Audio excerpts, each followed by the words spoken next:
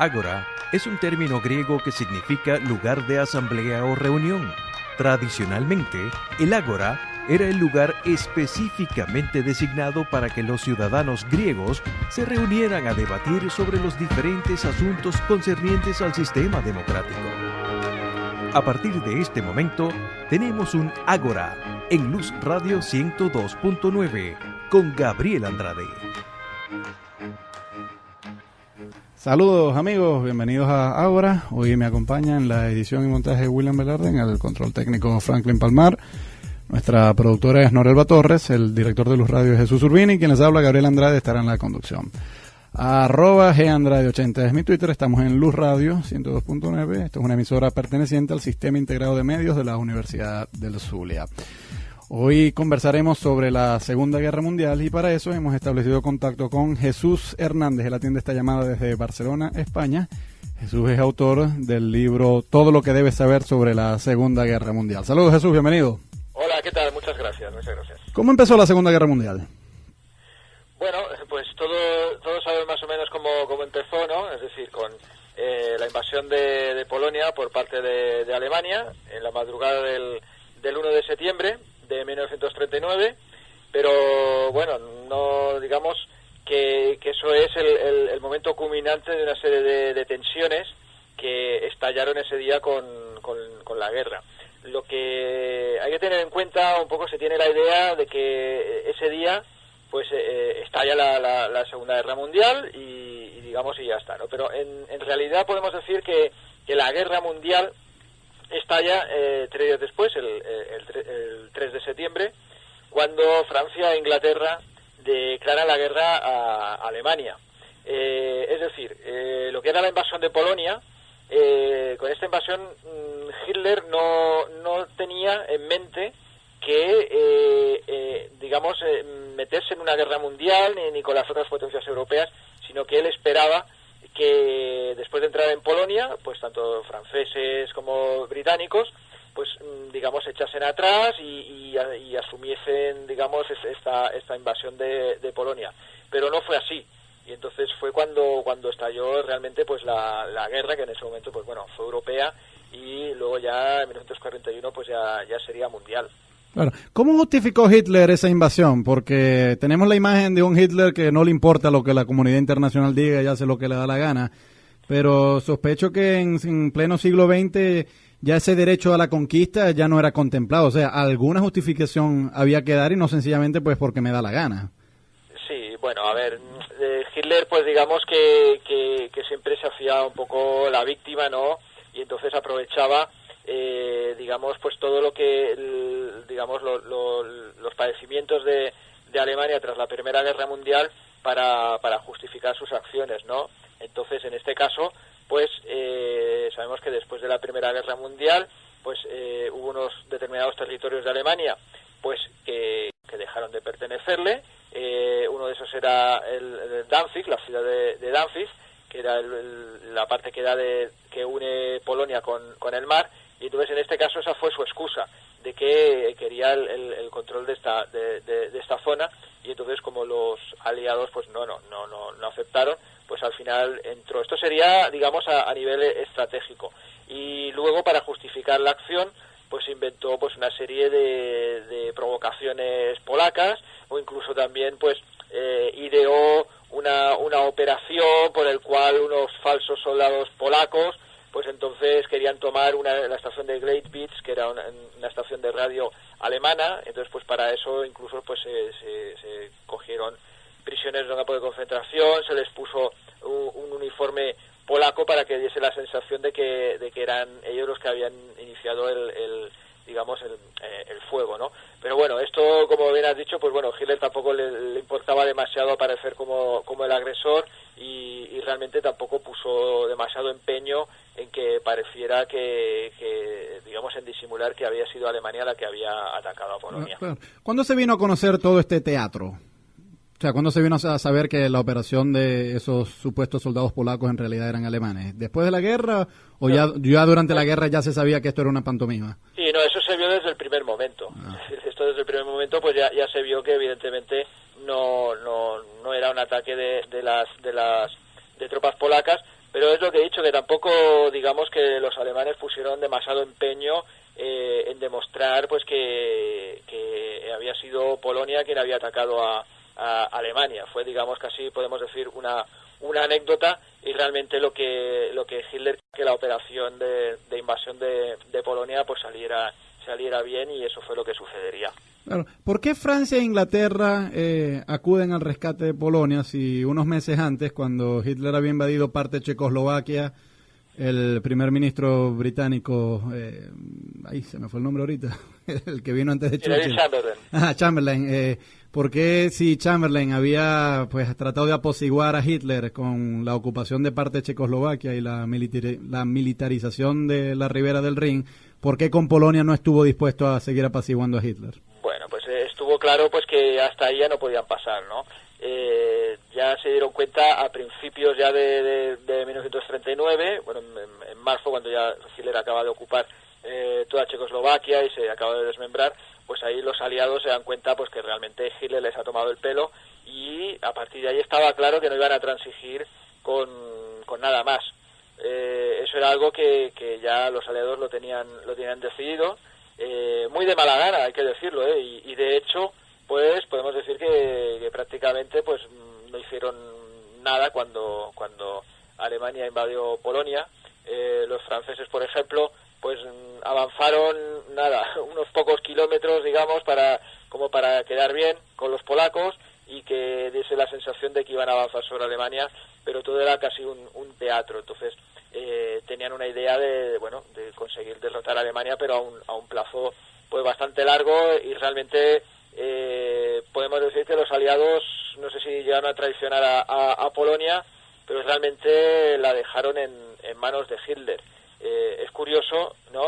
Es una de las grandes paradojas de la Segunda Guerra Mundial, es que el conflicto empezó porque los aliados querían salvar a Polonia, ¿no? Garantizar la independencia de Polonia, y cuando acaba la guerra, ¿no? Pues 6 años después, nos damos cuenta que la Polonia que ellos querían salvar está bajo el dominio absoluto de Stalin y la Unión Soviética. Entonces, pues bueno, es esa paradoja de realmente por qué entraron en guerra si al final el fruto pues ya vemos el que fue, ¿no? Claro. Oportuno que mencionas a Stalin, porque en tu libro, que es todo lo que debes saber sobre la Segunda Guerra Mundial, de la editorial Nautilus, ahí tú señalas una cosa que ya yo conocía, pero que pocos lectores saben, que es que Hitler en ese momento no fue el único invasor de Polonia. Desde el este, Stalin también la había invadido, y de hecho habían llegado a un pacto aparentemente secreto de que se iban a partir a Polonia. Hoy en el imaginario popular la gente está muy clara de que Hitler fue el invasor de Polonia, pero no tienen tan claro que Stalin también fue invasor. ¿Cómo ocurrió ese pacto, esas negociaciones entre Hitler y Stalin para el reparto de Polonia? Razón, ¿no? Hubo justo antes de la guerra, pues hubo el pacto que fue una sorpresa pues para todo el mundo, para toda Europa y todo el mundo. Los partidos comunistas se vieron muy, perplejos, se quedaron estupefactos ante esa alianza entre nazis y comunistas. Lo que quería Hitler, sobre todo, era el garantizarse que tenía aprendida, al menos en ese momento, lo ganó, la lección de la Primera Guerra Mundial, y no quería luchar en dos frentes. Por lo tanto, lo que hizo fue alcanzar este acuerdo con la URSS de Stalin, por el cual, había una serie de articulados que eran más generales, pero había ese pacto secreto de repartirse Polonia, pues una parte para Alemania y la parte pues más oriental para la URSS. Y eso fue lo que hicieron, dejaron esperar unos días, dejaron pasar unos días, y luego pues entraron los soviéticos, entraron en Polonia, y también pues conquistaron su parte. Pero como bien dices, pues siempre se dice la invasión de Polonia por parte de Hitler, pero en este caso digamos que la acción de Stalin siempre queda un poco más disimulada, ¿no? Claro. ¿Cómo es que Hitler luego procede a invadir otros países y bajo qué excusa? Bueno, a partir de ahí, pues digamos que ya Hitler no puede parar, ¿no? Hay que tener presente, es que digamos que todo, aparte de su ideología expansiva, ¿no? Él tenía la idea de conquistar pues Ucrania, Rusia. Su intención era extenderse hacia hacia el este, ¿no? Y aparte de eso, digamos que toda la economía del Reich estaba, se sostenía, digamos, era como una bicicleta que no se podía parar, y si se paraba se caía, ¿no? Entonces tenía que seguir adelante. Con esto lo que quiero decir es que Hitler se metió en una espiral en la que era necesario conquistar nuevos países y seguir adelante. Una vez llegado digamos a eso, ya no podía parar. Entonces, a partir de ahí, pues ya empezó, pues en abril del 40, pues entonces ya empezó, digamos, su objetivo estaba puesto en Noruega, porque era a través de ahí venía el mineral de hierro sueco, y de ahí llegaba a Alemania. Y por tener de su industria de armamento necesitaba, digamos, controlar Noruega. Sí, pero te pregunto, Noruega no le había declarado previamente la guerra a Alemania, a diferencia de Francia e Inglaterra, o sea, era un país neutral. Claro, pero es que hay otro dato, hablando de combates, has comentado que hay datos que la gente un poco desconoce, ¿no? En este caso también es bastante un poco desconocido, digamos, que los aliados tenían los planes muy avanzados para ocupar Noruega. Y entonces podemos decir que casi Hitler, haciendo un poco de abogado del diablo, podemos decir, se adelantó a lo que ya tenían previsto los británicos, que era ocupar Noruega. Y entonces su campaña, pues digamos que se adelantó además muy por poco tiempo. Claro. Entonces, pero claro, para conquistar Noruega tenía también que tomar Dinamarca. Bueno, vamos a dejar eso para el segmento que viene. @GAndrade80 es mi Twitter. Converso con Jesús Hernández. Él atiende esta llamada desde Barcelona, España. Y el tema que nos ocupa hoy es la Segunda Guerra Mundial. Y puesto que estamos escuchando sobre temas que tienen que ver con la guerra, pues escuchemos de Bacilos, un tema que se llama Guerras Perdidas. Y ya regresamos. Seguimos en Ágora, @GAndrade80 es mi Twitter. Hoy converso con Jesús Hernández. Él es autor de Todo lo que debes saber sobre la Segunda Guerra Mundial, de la editorial Nautilus. Jesús, dejamos en el segmento anterior entonces la invasión de Alemania, de Noruega y luego pues de Dinamarca. ¿Qué otros países en la Alemania occidental va invadiendo Hitler? Bueno, pues a partir de ahí, pues claro, también ve que tiene que tomar la iniciativa en el oeste, con la vista puesta en Francia. Aquí también es curioso, digamos que también la gente tiene un poco la idea, se piensa pues que Hitler confiaba plenamente en la guerra relámpago, en la Blitzkrieg, es decir, en el ataque de la aviación, los tanques, los vehículos rápidos, blindados, y que por lo tanto la campaña tal como fue, que se alcanzó París en relativamente poco tiempo, pues que eso era lo que Hitler se había imaginado. Y no era así. Hitler tenía la impresión de que podía, digamos, estancarse la guerra, podía llegar a casi una guerra de trincheras parecida a la de la Primera Guerra Mundial. Digamos que había un número de divisiones parecido, el armamento también era parecido entre Francia y Alemania, había una especie de equilibrio, y entonces pues Hitler intentó golpear el primero, golpear rápido, pero tampoco tenía demasiadas esperanzas puestas en una victoria tan rápida, ¿no? Claro. En ese caso, pues bueno, a partir de ahí todos sabemos pues que la frontera de Francia con Alemania estaba protegida por la línea Maginot, que era una serie de fortificaciones que era prácticamente imposible asaltarlas. Uh-huh. Pero claro, lo que hizo Hitler pues fue entrar por Holanda y por Bélgica, que esa zona, y entrando por las Ardenas, una zona boscosa en la que y muy abrupta. ¿Por qué los franceses no protegieron la frontera con Holanda? Pero mejor Hitler podía pasar por ahí. No, tenían digamos el miedo de que eso sucediera, y de hecho pues bueno, los aliados pues pusieron digamos parte, ¿no?, de protección de esta zona. Pero claro, es lo que he dicho, lo que hicieron los alemanes fue entrar por las Ardenas, una zona en la que los aliados no pensaban que por ahí podrían entrar, y a partir de ahí hicieron lo que se llamó el golpe de hoz, ¿no? Coger y cortar rápidamente la retaguardia de franceses y el cuerpo expedicionario británico. Y bueno, los ingleses lo que sí que pudieron al menos es escapar a través del puerto de Dunkerque, uh-huh. Y digamos que eso fue el primer éxito, entre comillas, de los aliados, ¿no? La retirada, digamos, de buena parte del cuerpo expedicionario británico, sí, y bastantes franceses. Ese fue, podemos decir, el primer error de Hitler, el no querer, o el no saber, o el no poder, digamos que cortar, romper, digamos, totalmente esa retaguardia británica y poder capturar a todos los soldados que había en suelo europeo. En vez de eso, pues por una razón que los historiadores pues no se ponen de acuerdo y es una especie de misterio, pues casi prácticamente les dejó escapar y finalmente eso lo pagaría muy caro. Podemos decir que ese fue el primer error de Hitler, claro, pero bueno, digamos que en ese momento él no era consciente de ello. Finalmente, pues a partir de ahí ya fueron cayendo, digamos, las posiciones francesas y finalmente pues Hitler tomó París. Cuando toma París, ¿cómo se reorganizan las tropas francesas que huyen? Porque en tu libro comentas que Francia queda dividida en dos. La parte del norte ocupada por Hitler y la parte del sur un gobierno títere con la capital de Vichy. Exacto. Ajá. Sí. Y pues Francia, sí. Y las tropas de esta manera y digamos que Francia a partir de ahí prácticamente pues bueno, dimite de la guerra y también hay un poco el mito de la resistencia.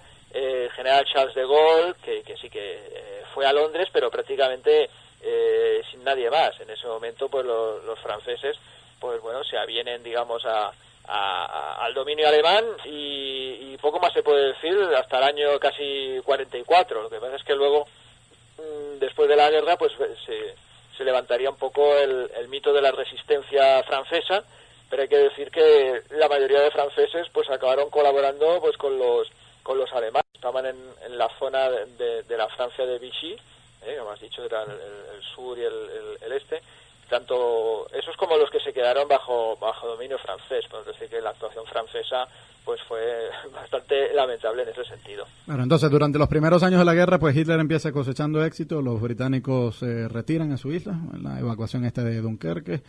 Hitler, pues habiendo ya invadido Polonia, empieza a invadir otros países de Europa Occidental.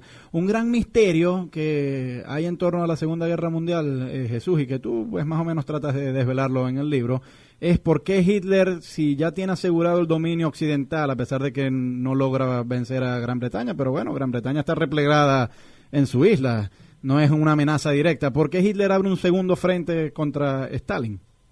Pues esto es una cuestión que sigue, digamos, planteándose como has dicho tú, como un misterio, una incógnita, y es muy difícil el decirlo, pero bueno, yo me remito a lo que he dicho antes, es decir, el sueño de Hitler desde un buen principio, ya incluso eso desde los principios de los años 20, ya en algún texto ahí se puede encontrar, y es, digamos, la obsesión de Hitler por abrirse hacia digamos, extender Alemania hacia el este, y llegar pues hasta los Urales si es necesario, pero conquistar pues Ucrania, los grandes campos que hay de cereal en Ucrania. Hay que tener presente que Alemania pues tiene relativamente pocos recursos naturales y si quería ser una gran potencia, una potencia mundial, debía tener pues un granero que es, en este caso es Ucrania, debía tener digamos lo que es petróleo, que para esto pues podría ser tanto los campos que hay de Rumanía como sobre todo los campos que hay en el Cáucaso, es decir, en la Unión Soviética. Por lo tanto, digamos que el objetivo de Hitler era el conquistar el este, lanzarse a esta conquista, para garantizar que realmente Alemania pudiera ser una potencia continental. A Hitler no le interesaba tomar Gran Bretaña, ni en principio enfrentarse a nadie más, sino que ese era su sueño, ¿no? Incluso había planificado pues una serie de autopistas que debían unir pues Alemania hasta llegar al Mar Negro. Hitler tenía esa idea en la cabeza y por lo tanto ahí hay que ver digamos que la operación Barbarroja, que es la conquista de la URSS, pues hay que verlo en ese pensamiento de Hitler sobre de invadir todo el este de Europa. ¿Cómo fue que Stalin, siendo un tipo tan inteligente y astuto en tantas cosas, no anticipó que Hitler no era de confiar y que tarde o temprano lo iba a invadir? Pues es curioso, es también otro de estos misterios, ¿no?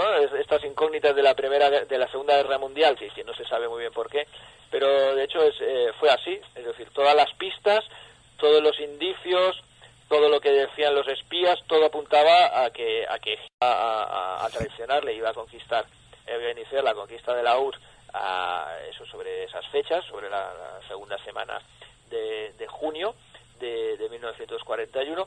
Y Stalin no se lo creía y en vez de hacer caso a los expertos que le decían esto, pues en vez de eso, bueno, él seguía confiando en Hitler, y incluso también hubo algunos pues que tuvieron que los envió a prisión o fueron defenestrados por expresarle estas dudas sobre la actitud de Hitler. Tienes razón, no se sabe por qué, cómo fue posible, cómo pudo ser tan ingenuo siendo una persona tan astuta. Sí. Joseph Stalin, cómo fue tan ingenuo para creer que realmente Hitler no le iba a traicionar. Tienes toda la razón. Te pregunto, ¿quizás alguna simpatía personal de Stalin hacia Hitler? O sea, que el tipo le caía bien.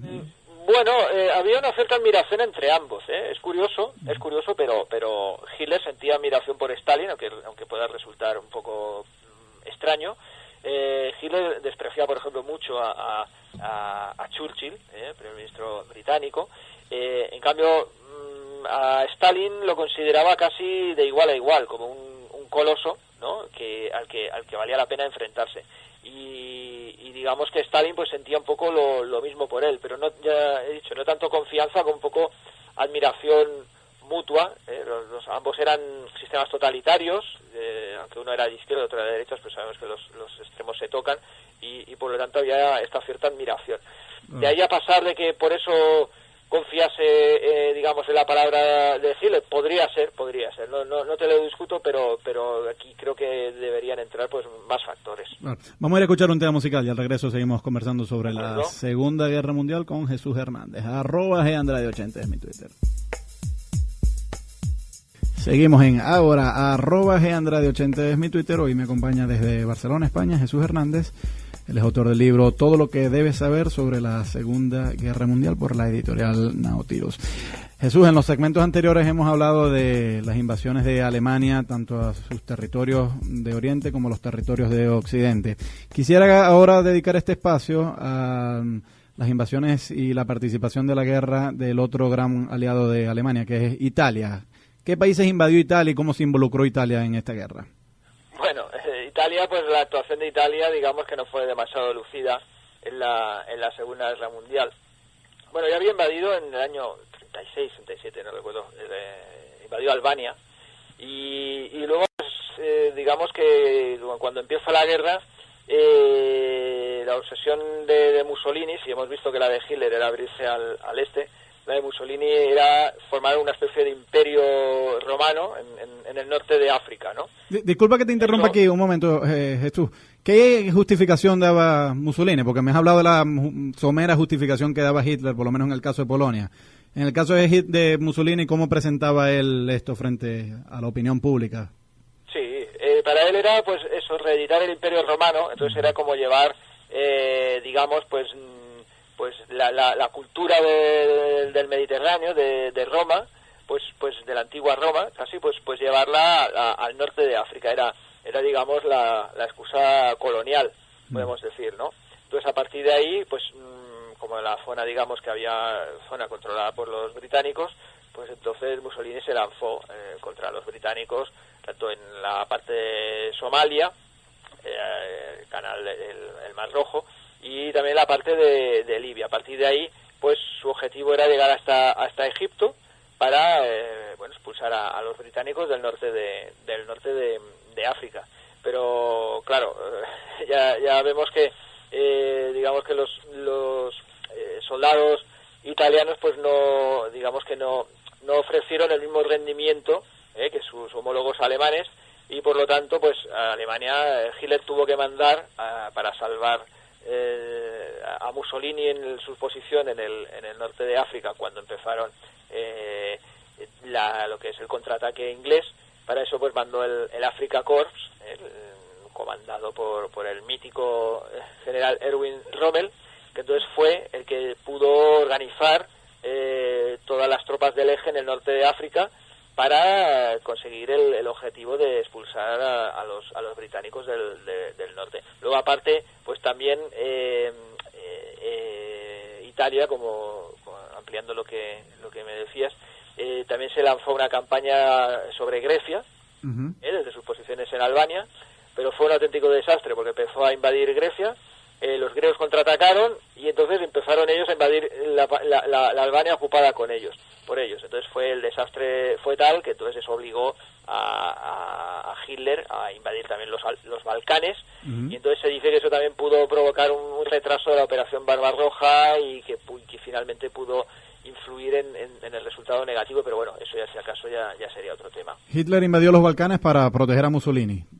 Exacto. Empezó, digamos, eso fue la espoleta, pero claro, lo que estaba claro que si quería invadir la URSS, lo que tenía que hacer era controlar los Balcanes por completo, porque solo hay que imaginarse si Alemania hubiera entrado en guerra con la Unión Soviética, se adentra y luego digamos que los aliados pues hacen un desembarco en los Balcanes y le cogen, digamos, por el frente sur, lo cual sería un absoluto desastre. Por lo tanto, es un poco lo que hemos dicho antes, que Hitler se metió en una dinámica que le obligaba continuamente a nuevas invasiones y nuevas conquistas si quería mantenerlo, digamos, su estrategia. A partir de ahí, bueno, llegaría a un punto en el que evidentemente pues mantener, digamos, este imperio, ¿no?, que poco a poco iba formando, pues al final sería prácticamente imposible con las condiciones que ellos tenían en ese momento. Hay muchos otros países que están involucrados. Quisiera pedirte breves referencias. Rumania, Bulgaria, Hungría. ¿Qué participación tuvieron ellos? Sí, todos estos países, pues bueno, en principio pues aceptaron, digamos, la férula de Berlín, porque no tienen otro remedio. Y de hecho pues colaborarían. Bulgaria, pero por ejemplo aunque Bulgaria, digamos, era aliada de Alemania, pero no participó en la invasión de la URSS. Los rumanos, por ejemplo, sí, los húngaros, pero todos estos países luego, claro, cuando vieron que venían mal dadas, pues fueron los primeros en ir desertando digamos, del eje, ¿no? Pero también estos países pues no acabaron de ser socios fiables de los alemanes y realmente no tuvieron la influencia positiva que Hitler esperaba. Pero digamos que eran gobiernos títeres, pero no propiamente invadidos. Bueno, no títeres, hubo de todo, ¿no? Digamos que los gobiernos que había, podemos comparar un poco como el de Franco en España, que pretendía, pues bueno, nada de lavar la ropa, es decir, apoyar a Hitler para que no provocara una reacción de él, que era, digamos, la persona o el país, Alemania, el que más temían, pero por otro también no querían involucrarse demasiado en toda la política del eje por todas las consecuencias que podían tener. Esto, por ejemplo, se ve claro digamos que los intentos de Alemania de que entregasen a los judíos en estos países. Entonces se ve esas resistencias, ¿no?, que se crearon en estos países, por ejemplo, para la entrega de los judíos, y ahí se ve pues que, digamos, que la lealtad que se tenía al eje era más por miedo que por convencimiento. Claro. ¿A partir de qué fecha empiezan a retroceder los alemanes y los italianos en sus invasiones? Bueno, digamos que lo que marca la marea, ¿no?, hasta donde llega, pues evidentemente es Stalingrado. Sí. Stalingrado, cuando cae finalmente el 2 de febrero de 1943. A partir de ahí ya todo va en retroceso y antes de eso, septiembre, octubre, digamos que durante la batalla del Alamein, en el frente de África, pues también las tropas del eje llegan a su punto máximo. A partir de ahí irán retrocediendo, pero sobre todo es el frente ruso el que lo marca, ¿no? A partir de ahí pues ya la única vez que los alemanes vuelven a tomar la iniciativa es la batalla de Kursk, que es una batalla pues relativamente poco conocida. En Occidente pues muchas veces casi se pasa por alto, ¿no? Que sucede pues en julio de 1943. Es el último momento en el que Hitler pues quiere dar un golpe de efecto en la parte, en el teatro soviético. No lo consigue, y eso que allí pues lanza pues toda su apuesta, todo el armamento que consigue fabricar, el más potente, el más sofisticado, todo lo lanza allí, hace la gran apuesta, pierde, y entonces sí que ya a partir de ese momento ya es definitivamente cuando el eje irá progresivamente en retroceso, hasta que ya pierdan definitivamente la guerra. Si ya era tan evidente que tanto para Hitler y Mussolini esta guerra ya no iba a avanzar más y que venían en retroceso, ¿por qué no buscaron una negociación como sí hizo Alemania en la Primera Guerra Mundial? Tienes razón, digamos que era una posibilidad que era la que todos los que rodeaban a Hitler se dieron cuenta de ello, y bueno, y también incluso todos los oficiales, generales, se dieron cuenta pues que la guerra que ya no se podía ganar. Hay que tener presente que aparte de ese retroceso en los frentes, pues todas las ciudades alemanas sí estaban siendo bombardeadas continuamente, día y noche, morían decenas de miles de personas, las vías de comunicación pues bueno, ya no podían funcionar, y aún así pues Hitler sabía que más que sabía, estaba decidido a llegar hasta el final. Es un poco ese misterio, como bien dices, de por qué no hubo realmente en Alemania un movimiento que condujese hacia pedir la paz o una negociación que en ese momento Alemania hubiera salido pues más o menos, digamos, bien de la guerra, no demasiado mal. Pero en vez de eso es curioso que en Alemania pues no hay prácticamente ninguna iniciativa clara que condujese a pedir la paz. Es algo también de estas incógnitas que todavía pues mantiene la Segunda Guerra Mundial. Claro, vamos a ir a escuchar un tema musical y al regreso quisiera conversar sobre la guerra en el Pacífico. Hoy me acompaña Jesús Hernández desde Barcelona, en España. @GAndrade80 es mi Twitter.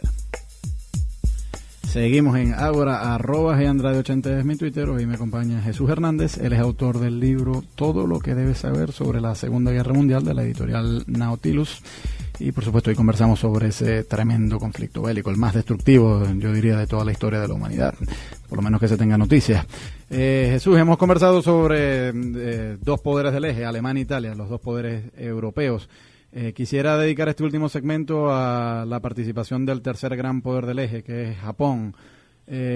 ¿Cómo fue la participación de Japón en todo este conflicto? Bueno, pues Japón también es un caso parecido al de Alemania, ¿no?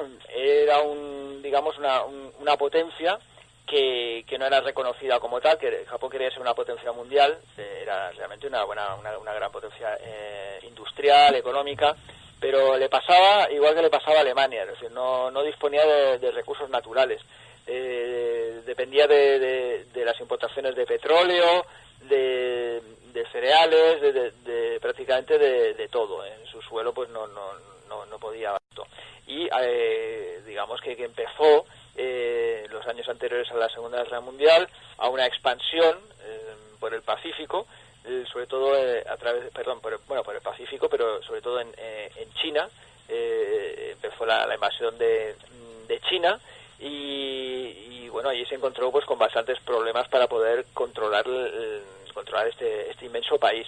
Entonces se embarcó en una guerra de la que se habla pues bastante poco, ¿no? Yo he intentado, digamos, descubrir un poco lo que fue toda la guerra, digamos, la campaña de China, y es realmente apasionante porque es una guerra de unas dimensiones enormes, ¿no? Pero que casi es desconocida para la mayoría de la gente, ¿no? Sí, claro.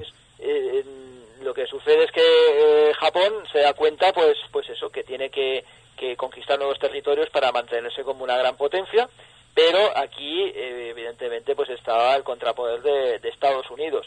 A partir de aquí pues los japoneses deciden pues ven que es inevitable el enfrentamiento con Estados Unidos y lanzan el ataque por sorpresa a la base de Hawái de Pearl Harbor el 7 de diciembre de 1941, en el que bueno los americanos realmente no se esperaban este ataque, a pesar de que se dice que ellos sí que ya lo sabían, que Roosevelt lo sabía, el presidente norteamericano lo sabía y que lo permitió para justificar la guerra. Eso es algo que se suele decir, pero yo realmente no he encontrado evidencias claras de eso. Los japoneses lanzaron este ataque, dieron un golpe muy fuerte a la flota norteamericana, pero claro, los dos portaaviones que había no estaban en ese momento, y el golpe no fue decisivo tampoco. A partir de ahí, pues los japoneses, digamos, comenzaron a hacer un avance extraordinariamente rápido. Rápidamente pues invadieron Hong Kong, luego también conquistaron la base, Singapur, que era una base naval fundamental de los británicos en Asia y Pacífico, Filipinas. Realmente es increíble la manera como los japoneses lograron en tan poco tiempo, en apenas unos meses, pues apoderarse de prácticamente todo el Pacífico. Y así fue como creció esa ola nipona, que luego a los norteamericanos les costaría tanto de hacer retroceder. Disculpa aquí que te vuelva a insistir en esto, Jesús, porque es un asunto que a mí siempre me preocupa. ¿Qué justificación, qué argumentos apeló el mando japonés de darle una cierta justificación a esto? Porque inclusive cuando Saddam Hussein invadió Kuwait, él dijo que era porque los kuwaitíes le estaban robando el petróleo. O sea, él se presentó como la víctima, y esto es lo que casi todo invasor siempre hace. ¿Había algo similar en Japón? O sea, o sencillamente invadían porque me da la gana y ya. Preocupaba mucho a los militaristas, pero sobre todo el estamento militar tampoco estaba demasiado, preocupado en la justificación. La justificación era pues la falta de petróleo, el embargo petrolífero sobre Japón, pero realmente no hubo una excusa rápida. Hubo las típicas, negociaciones diplomáticas de los diplomáticos japoneses en Washington, pero era más que nada de cara a la galería, podemos decir que los japoneses tampoco no necesitaban demasiado justificación, y de hecho el intentar justificar ese ataque a traición por sorpresa, mientras que todavía se estaba negociando en Washington, pues ese ataque era muy difícil de justificar, y por lo tanto pues creo que los japoneses prácticamente ni se molestaron en justificarlo. Pero todo hay que verlo desde ese lado nacionalista, en el que los japoneses reclamaban su derecho a una Asia para los asiáticos, ¿no? Claro, sí. En este caso era para ellos. De la misma manera casi que los americanos decían América para los americanos. Casi podríamos decir que la justificación era parecida a la que han empleado los americanos también en incidir en asuntos que atañe al continente americano. Claro, Japón entonces empieza a retroceder, y digamos que la Segunda Guerra Mundial termina con uno de los acontecimientos más trágicos en toda la historia de la humanidad, que es el bombardeo de Hiroshima y Nagasaki. Ha habido mucha disputa sobre si esto habría sido necesario o no, y hay mucho revisionismo. ¿Cuál es tu juicio al respecto? ¿Estaban dispuestos los japoneses a rendirse aún si no se lanzaban estas bombas, o fue algo que pues era ineludible? Es muy complicado. Yo me atrevería a dar una opinión. Japón estaba derrotado, eso ya segurísimo, es decir, hubieran podido aguantar un año o 2 años, pero Japón estaba absolutamente hundido. La Marina de Guerra, estaba ya, eliminada prácticamente. No podían llegar ya recursos naturales a Japón. La situación en China también era pésima, es decir, Japón tenía la guerra perdida. ¿Qué hubiera sido mejor? Esperar, por cansancio que los japoneses, y además estaban siendo bombardeados continuamente por las superfuertes, prácticamente sin oposición. Es que no había ni aviación. Por lo tanto, yo creo que casi no hacía falta el arrojar las bombas atómicas sobre Hiroshima y Nagasaki para conseguir la derrota de Japón. Esa es mi impresión. De todos modos, también hay que tener un poco en cuenta, haciendo también abogado del diablo, claro, que si los americanos contaban con este arma, pues también podía ser lógico que la empleasen. Pero también lo que se cree, una versión es que seguramente, que la decisión fue tomada para impresionar a Stalin, porque entonces el contrapoder, claro, que se veía que era la Unión Soviética, pues era para impresionar a Stalin y asustarle para que viese de lo que era capaz Estados Unidos. Hay que verlo desde este punto de vista, y yo creo que esta razón tuvo mucho peso en la decisión norteamericana de arrojar las bombas. Vaya, pero si es como dicen, entonces sí es una tremenda atrocidad. O sea, porque yo puedo entender que se haya arrojado una bomba para ahorrar vidas y darle fin rápido al conflicto, pero si es para amedrentar a un hipotético rival en un futuro, eso es moralmente muy cuestionable, una acción militar como esa. Por supuesto. Además es que tampoco hubiera hecho falta lanzar las 2 bombas. Es decir, los americanos no tenían una necesidad absoluta, no era un momento que había que que la guerra estaba igualada y que por lo tanto tenían que hacer esta demostración de fuerza, y se pudo haber evitado. Lo que pasa es que hay que verlo, digamos, en toda la perspectiva que daba ese momento en el que había la pujanza de la Unión Soviética, y por lo tanto era necesario, como bien has dicho, amedrentar a Stalin de alguna forma. Si tuvo peso esta razón, pues evidentemente fue una atrocidad todavía mayor de lo que fue en ese caso. Claro, en medio minuto, Jesús, porque ya casi nos vamos. ¿Alguna participación de América Latina en la Segunda Guerra Mundial que haya sido célebre? Sí, bueno, hay que destacar, por ejemplo, la actuación de los brasileños en la campaña de Italia, que bueno, pues tuvieron además una batalla en la que los brasileños tuvieron una buena participación, y incluso se barajó la posibilidad de que los brasileños participasen en la ocupación de Viena, es curioso, pero en el último momento, pues digamos que se rechazó esa posibilidad. Pero sobre todo hay que destacar esta participación de Brasil, por supuesto. Bueno, Jesús, muy agradecido por haber recibido esta llamada. Muchísimas gracias a vosotros. Gracias a William Velarde, que estuvo en la edición y montaje, Franklin Palmar en el control técnico, Norelba Torres en la producción, Jesús Urbina en la dirección, y quienes habla, Gabriel Andrade, estuvo en la @GAndrade80 es mi Twitter, y estamos en Luz Radio, que forma parte del sistema de medios de la Universidad del Zulia. Que esté muy bien.